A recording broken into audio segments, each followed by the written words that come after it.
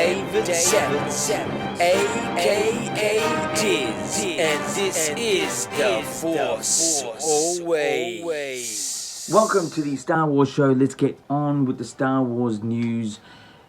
My review will be later on the show in the review section for the episode called Cast, episode 3 of Disney Gallery. It's on Disney Plus. It's all about the behind the scenes of The Mandalorian. We've had season 1 of The Mandalorian already on Disney Plus. We're waiting for season 2 later on this year, but they're at the moment going through the behind the scenes. My review on episode 3 of Behind the Scenes will be later on the show. It's called Cast, so stick around for that. And that is one piece of the news. Check that one out on Disney Plus.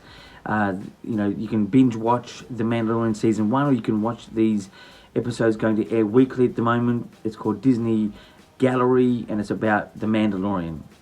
To more news, there's going to be a number of new characters coming in season 2 of The Mandalorian, and one of the most famous Star Wars characters in a cult sort of way, Boba Fett, will be coming back. The character that is played by the original Boba Fett. Well, not actually the original Boba Fett, because he was a kid in the prequels, but his father, which was technically the grown-up version of the kid. But the father technically is the original seed to the clone. That's a long story in itself for these Star Wars heads to understand, and also other people to understand if you really get into the story watching of Star Wars. But the original Jango Fett, which is now Boba Fett, the actor will be playing Boba Fett in this Mandalorian season 2. We got a sneak peek of the possibility it was Boba Fett in season 1. What they will do with this character, I don't know. I will discuss a bit more about that in my view section a bit later on if you want to stick around for that.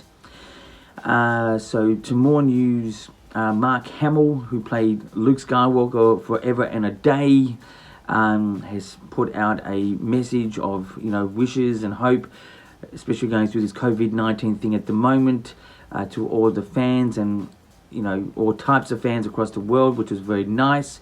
You can see that, I think, on the Star Wars channel on YouTube. Check that one out. It was a May the 4th sort of, just after that type of special announcement that was more of a hopeful message by Mark Hamill, who played Luke Skywalker. To more news, we've got the 40th anniversary merchandise now being sold in actual stores.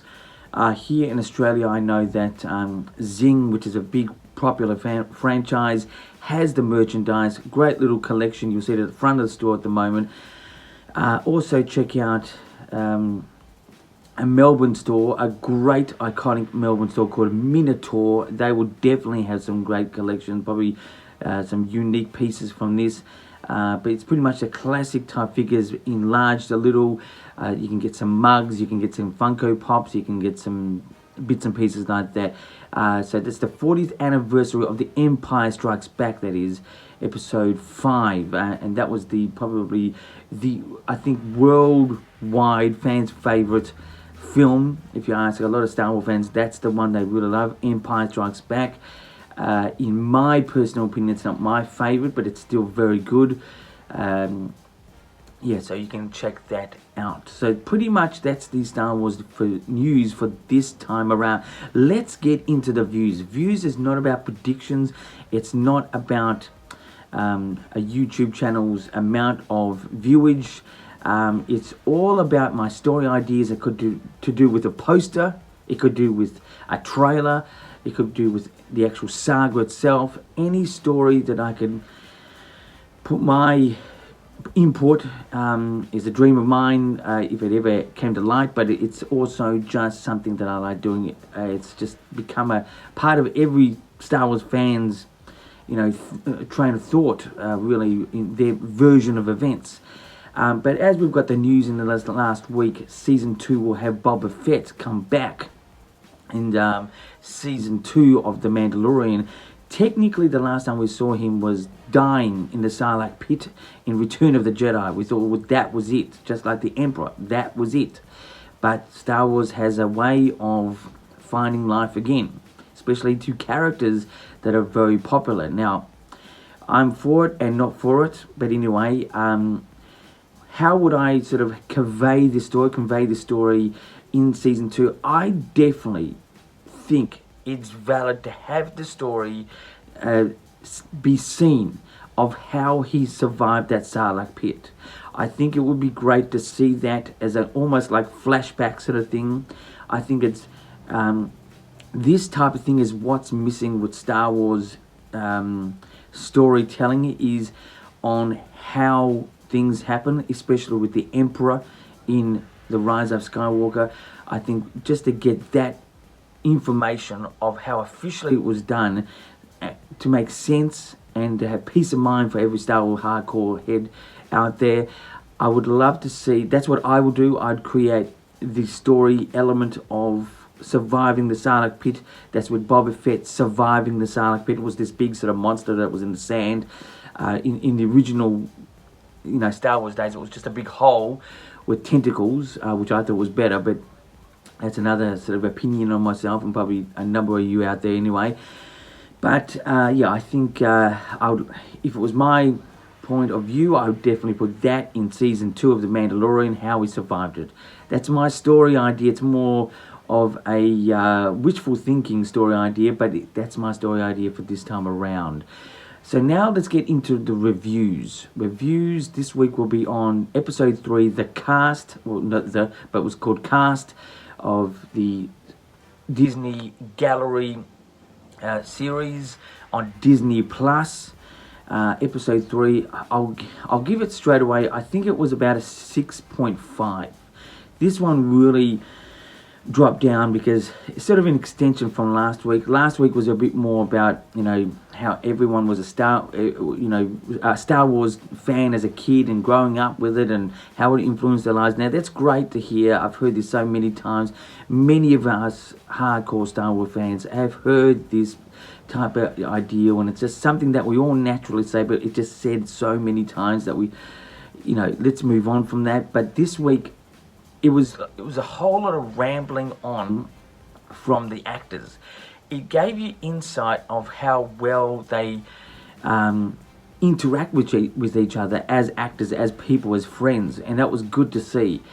But it didn't. This episode did not give me a whole lot of information. Probably an incredible bit of information, but nothing that was much of was how the Mandalorian, the actor, actually doesn't do his gunshot sort of moves like this or whatever it is, and he doesn't do the karate type kicking and punching and stuff like that, which is understandable to an extent. To me, I thought, especially the gunshot moves, I thought he could possibly do that, but so the actor himself, which I do like, I think the actor's great, I think he's done a good job, but it does take away, if it was me, I'd be wanting to do it all. I don't know why he has, or maybe Lucasfilm has decided to do this, but that was the most interesting part of this particular episode, is that he doesn't do those aspects, the gun shooting and the karate type kicking and punching and stuff like that. But the rest of the episode was good, but it was just it's just a whole lot of rambling on. It just the way that the information was being given to us as an audience was just a little bit like, what are they really talking about? Like, there's a whole lot of excitement, a whole lot of information being thrown to us, but it was just not really directed in a way for us to really clearly understand and be interested in. Like, oh my goodness, that's how that is done. Oh my goodness, how that is done. But it was still good. It's still on par, but it's a low rated episode on my behalf. 6.5 out of 10. Anyway, that's my review for this time around. Let's get into the interviews. There's 2 questions we'll ask myself for you guys out there. First question is, am I the Mandalorian expert? Am I a Mandalorian expert? And I can tell you straight off the bat, no. Like any of us out there, the only real expert in this whole Star Wars saga is George Lucas, the original creator, writer, director, everything like this. But because he's sold it off to Disney, now it's in the hands of interpretations of many others. and those people have obviously taken on how he tells the story as well as how the story's been created to this point. But look, I'm not a Mandalorian expert. I'm a hardcore fan, but I'm an interesting fan with the Mandalorian because I'm not one that is on the bandwagon of this is an A-grade series. I think it's good, but not great. I haven't been, seduced by it. I thought the last 4 episodes of Clone Wars or the Clone Wars series was more interesting and more fun to watch the next episode with, especially the last 4 episodes of Season 7 Clone Wars, the animated series that's also on Disney+. With Mandalorian, I'm interested from the last episode of Season 1. It's kept us wondering what's going to happen. But from all the reports so far, with all these possible characters or big names coming into Season 2, they're just going to be careful they keep the story intact. Anyway, so that's the question 1. My next question is, am I a Star Wars expert? And I'm not a Star Wars expert. Again, I'm just a person that's a hardcore fan. I've done so many things out there that's quite intense for Star Wars. Like I've seen Star Wars multiple times. I've gone across the other side of the planet to watch it in the original theatre. I've met the big ones, like, from Mark Hamill to Peter Mayhew to Ray Park. I've been to a couple of Star Wars celebrations. I've, can tell you from the original days of in 1977 what was felt and what it looked like then. I can tell you, just straight off the bat, Star Wars was a phenomenon even for a small kid like myself. Empire Strikes Back for a kid in 1980 was a bit too dry, and Return of the Jedi was always known as the one that was the most adventurous and fun. But that's me giving my input of how it was perceived in my area at that time. I can tell you the excitement of when the special editions came out in the cinema in 97, 96, more like 96, and then when Phantom Menace came on, the prequels came in. I just remember Entertainment Tonight being every single episode about the making or something behind the scenes of Phantom Menace, which I've actually got archived somewhere on videotape, and that was exciting. But I think it really just was a bit overdone at that period. I can remember being in a seat in 2012 watching Phantom Menace 3D, thinking, well, this is going to be the start of all the films coming in 3D, but it never happened. But I did see that Phantom Menace in 3D, and I just said at that point, I believe that Star Wars is going to continue. Shortly after that time, it was about 2012, don't quote me on that exactly, I said to myself, Star Wars will continue, and shortly after, Disney bought it, and the excitement started again, and it really cemented the ongoing Star Wars saga. I cannot say it's slowing down now. The momentum is just too full on, and but they will have breaks, I think. But yeah, so I'm not an expert, but I've got many pieces of information I can share. There's just so much more than what I've just said that I've done. If you have any questions, ask me on Twitter, ask me on Instagram, or even YouTube message. It's up to you guys out there. This is a Star Wars weekly show where I give you the Star Wars news, views, reviews, and interviews. It's only on YouTube. And until next week, keep rocking.